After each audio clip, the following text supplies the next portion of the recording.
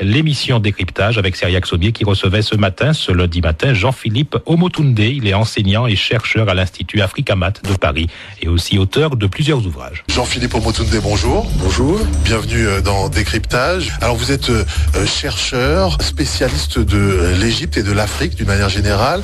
Est-ce qu'on peut dire que vous êtes un digne héritier de Cheikh Anta Diop ? Alors voilà, effectivement, le professeur Cheikh Anta Diop a lancé l'école africaine d'égyptologie et c'est vrai que j'ai eu l'occasion d'étudier pendant 8 ans vraiment l'histoire intellectuelle du monde noir avec notamment le professeur Théophile Obenga. Et c'est vrai que c'est quelque chose de relativement important. Vous savez, quand on est un jeune, on vient des Antilles, en l'occurrence moi j'ai suivi toute ma scolarité en Guadeloupe. C'est vrai qu'on se pose des questions. On se dit mais comment ça se fait que dans le récit qui nous est présenté aujourd'hui de l'histoire de l'humanité, les faits intellectuels du monde noir ne sont pas présentés, c'est-à-dire qu'il n'y a aucune information sur des mathématiciens, des physiciens. Et c'est vrai que le fait à un moment de pouvoir être en contact avec la documentation historiographique et scientifique, mais ça nous permet tout simplement de reconstituer cette fameuse histoire de la civilisation universelle. Et cette recherche, cette quête identitaire, vous avez eu des réponses immédiates dans les écrits, par exemple, de Cheikh Anta Diop ? Alors, vous savez, c'est pas simplement le fait de lire, mais il faut aussi être en quête d'information. C'est-à-dire que la chance du professeur Cheikh Anta Diop, c'était d'avoir une bibliographie relativement riche. Donc, il faut aussi s'intéresser aux sources réelles qui lui ont permis, lui, de constituer véritablement sa thèse. Et moi, c'est pas simplement le livre, ces ouvrages que j'ai écrits, j'ai aussi lu les sources historiographiques qu'il avait mises en avant. Et ces sources, d'ailleurs, mettent encore en avant d'autres sources. Et c'est vrai que c'est un travail qui nous a pris, il faut quand même le dire clairement, une dizaine d'années, de manière à bien circonscrire la problématique historique. Alors, il est vrai que au moment de la parution de Nation Nègre et Culture, il y a eu beaucoup de critiques, notamment de la communauté scientifique. Et il se trouve que quelques décennies plus tard, les scientifiques sont unanimes pour reconnaître la véracité finalement de la base des écrits de Cheikh Anta Diop, c'est-à-dire par exemple les premiers pharaons étaient noirs. Tout à fait, c'est-à-dire que moi je travaille d'ailleurs avec l'UNESCO et dans le cadre du colloque du Caire qui a été fait en 1974 où il y a eu tous les spécialistes du monde qui sont venus, c'est vrai que ces spécialistes ont affirmé clairement par écrit que la civilisation égyptienne était une civilisation africaine dans son essence, dans sa culture, dans sa langue. Et c'est vrai que ceci nous permet finalement de mieux comprendre comment la Grèce antique a pu être ce qu'elle a été, tout simplement parce que les Grecs anciens sont venus puiser en Égypte, par exemple Pythagore qui a étudié les mathématiques pendant 22 ans. Donc c'est là où véritablement ils ont trouvé la source de leur savoir qui a permis d'élaborer la civilisation grecque et puis finalement aussi beaucoup de civilisations au Proche-Orient. Et ça on oublie de le mentionner alors que quand on voit véritablement donc les vestiges vraiment de l'histoire, on voit bien qu'il y a des copies parfaites.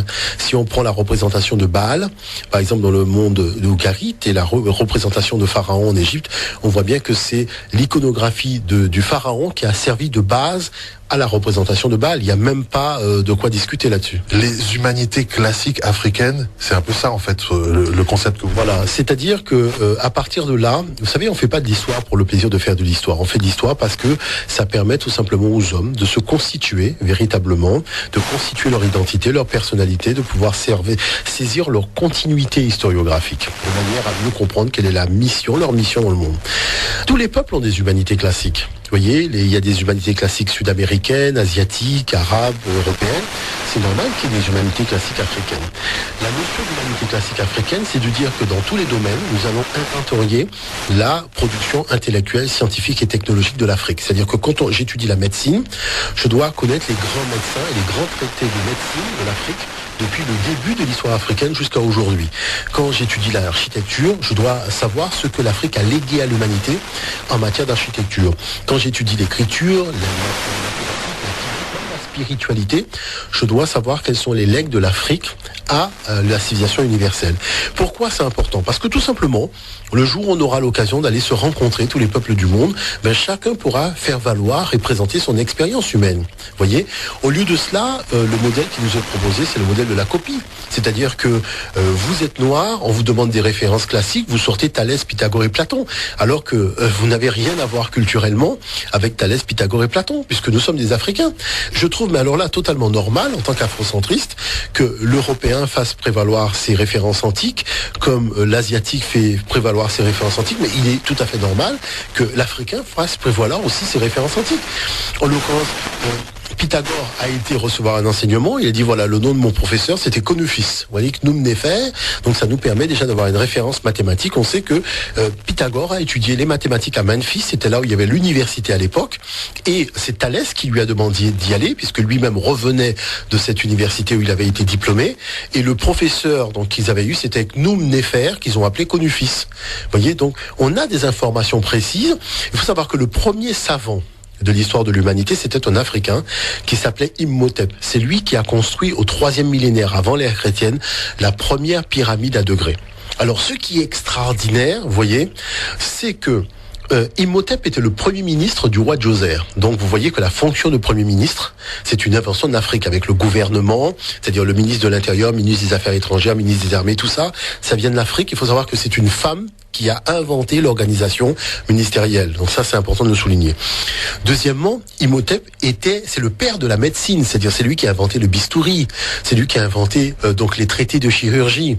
Il faut savoir que Hippocrate a étudié la médecine en Égypte en traduisant les documents de Imhotep en grec, de l'aveu même de Jean-François Champollion. Alors, est-ce que le terme d'humanité classique africaine n'est pas un peu rebutant, j'allais dire, pour la grande majorité de la population? Est-ce que ça paraît comme ça un peu réservé finalement, là aussi, à une élite peut-être intellectuelle? Alors, justement, c'est-à-dire que lorsqu'on parle d'humanité classique européenne, je dirais tout le monde trouve ça totalement normal. Mais lorsqu'on parle d'humanité classique africaine, tout le monde dit « Ah bon, mais qu'est-ce que c'est ?» Vous voyez ce que je veux dire? Et c'est justement ce questionnement-là que nous voulons susciter. C'est-à-dire, tout simplement dire, mais comment peut-on raconter l'histoire de l'humanité en faisant comme si les Noirs n'avaient jamais eu de contribution intellectuelle, scientifique et technologique? Et comment peut-on nous faire croire que cette histoire-là est la vraie? Mais ce serait trop beau pour être vrai, puisque l'homme est né en Afrique. Et quand l'homme est né en Afrique, il est né en 200 000 avant l'ère chrétienne, avec toutes ses potentialités intellectuelles. Donc la probabilité qu'il n'ait pas contribué, elle est nulle. C'est toute l'histoire des pays du Sud qui a été zappée du récit du cours de l'histoire universelle. Quand vous soyez en Amérique du Sud, que vous soyez en Afrique, que vous soyez en Asie, dès que vous êtes dans le Sud, vous êtes zappé. Pourquoi il y a eu ce grand zappage? C'est un récit nordique. C'est le point de vue nordique de l'histoire de l'humanité. Ce n'est pas le point de vue de l'humanité. C'est pour ça que les nations nordiques discutent entre elles de l'histoire de l'humanité. Regardez bien, il n'y a jamais un Chinois, il n'y a jamais un Indien, il n'y a jamais un Sud-Américain, il n'y a jamais un Noir. On discute toujours entre blancs. Donc ça, c'est pour déjà vous donner la première des indications. Deuxièmement, la civilisation a commencé dans le Sud. Les Européens n'étaient même pas en Europe. Eux-mêmes, ils disent Indo-Européens. Donc, ils reconnaissent que ce sont des envahisseurs de l'Europe. Vous voyez? Donc, avant l'arrivée des Européens, il y avait bien des gens qui vivaient là. Donc, c'était des Noirs. C'était les Noirs qui vivaient en Italie, qui vivaient en France, qui vivaient en Grèce et compagnie. Qu'ils ont appelé d'ailleurs eux-mêmes les pelages. Donc l'introduction de la civilisation européenne, donc justement dans cette contrée-là, a commencé par un métissage profond que l'on voit dans l'art des Kouros, puisqu'on voit dans ces statues qui sont les premières statues faites par les Européens, des visages qui sont typiquement africains, qui n'ont rien à voir avec le visage européen d'aujourd'hui. Donc qu'est-ce qui se passe? Il se passe que dans ce récit qui est présenté comme l'histoire universelle de l'humanité, ce n'est en réalité que le point de vue colonialiste de l'Occident. Mais ce point de vue n'est pas universel. Et c'est pour cette raison que quand nous faisons des congrès à l'UNESCO, parce que vous voyez, moi quand je dis je suis chargé de mission à l'UNESCO, le récit que vous avez à la télévision, dans les journaux, n'est pas le récit que nous avons à l'UNESCO. Parce que l'UNESCO a dit non. L'UNESCO a dit il faut arrêter de politiser l'histoire de l'humanité. Il faut arrêter de faire rentrer l'histoire de l'humanité dans un cadre géostratégique. Pourquoi? Parce qu'on n'arrivera même plus à saisir le fait historique. Alors vous êtes en Martinique pour les besoins d'une conférence qui a été donnée donc ce week-end à l'Atrium. Conférence sur en quelque sorte la réparation, puisque le thème de la conférence était abolition. Pourquoi n'a-t-on dédommagé que les colons? C'est une vraie question. Effectivement, ça pose débat aujourd'hui. Il y a une chose qu'il faut quand même admettre, c'est qu'il faut réintroduire à un moment ou à un autre la morale dans le cours de l'histoire de l'humanité. Et le fait d'avoir dédommagé les colons sans avoir prévu de compensation pour les victimes, ça crée un préjudice moral. C'est-à-dire au-delà de dire voilà comment on va s'y prendre, il y a un problème. Parce que si on part sur de mauvaises bases pour construire l'avenir, on construit un mauvais avenir. Voilà le problème très simplement. Donc c'est-à-dire la possibilité de vivre en paix, ça devient nul et non avenu parce que les bases de départ ont été faussées. Maintenant, si nous voulons construire les conditions du vivre ensemble, il faut réintroduire la morale. Et c'est dans le cadre de la réintroduction de la morale dans l'histoire de l'humanité qu'il faut penser à réparer certains préjudices graves qui ont été commis. Pour vous, il faut absolument qu'il y ait réparation avant qu'il y ait réconciliation? C'est la moindre des choses. C'est-à-dire qu'on ne peut pas, sur des bases totalement faussées, pouvoir construire les conditions du vivre ensemble, parce que ce sera de l'hypocrisie. Vous voyez, c'est-à-dire qu'aujourd'hui, on constate que le préjudice n'est pas simplement financier ou économique. Le préjudice est déjà moral, il est déjà identitaire, il est déjà culturel, il est historique. Il y a des exemples, comme aux États-Unis, la Chase Manhattan Bank, qui finance des études pour les étudiants africains-américains. Alors, vous avez beaucoup d'exemples. Il y a effectivement la Chase Manhattan Bank, parce que tout simplement, les Noirs ont fait un certain nombre de recherches et ont découvert que cet établissement avait assuré autrefois des esclaves auprès donc des propriétaires, et tout simplement la banque a retenu un projet qui constituait tout simplement à financer la formation de Noirs dans les quartiers, ce qui permet à des Noirs de devenir même ingénieurs à la NASA.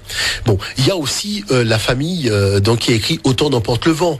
Il faut savoir que chaque fin d'année, les royalties émanant de la vente de cet ouvrage et de tout ce qui est relié plus ou moins à cet ouvrage-là, il y a une importante somme qui est redonnée à la communauté noire de manière à entretenir les musées, à entretenir tout ça. Parce que il y a des pistes pour vous imaginez, nous sommes le seul peuple, il n'y a pas de musée. Il n'y a pas de musée de nos savants, il n'y a pas de musée de nos grandes civilisations. Donc il faut quand même créer les conditions du vivre ensemble, c'est-à-dire permettre aux Noirs d'avoir aussi des musées pour pouvoir présenter les inventeurs et les savants de toute l'histoire panafricaine. Les enfants de la Martinique ne connaissent même pas les savants de la Martinique. Il faut des musées pour présenter aux enfants les savants de la Martinique, les savants de la Guadeloupe et compagnie. L'attaque frontale colonialiste, c'était de dire quoi? Que l'intelligence des pays du Sud est moindre que l'intelligence des pays du Nord. Donc, c'est pas simplement un problème de noir-blanc, c'est un problème du Sud. C'est-à-dire, il faut réhabiliter le Sud dans l'histoire de l'humanité et redonner au Sud la possibilité d'exprimer son génie et son talent. Merci beaucoup, Jean-Philippe Omotunde. Je rappelle le titre de votre dernier ouvrage, Les humanités classiques africaines expliquées aux enfants. Merci beaucoup d'avoir été notre invité.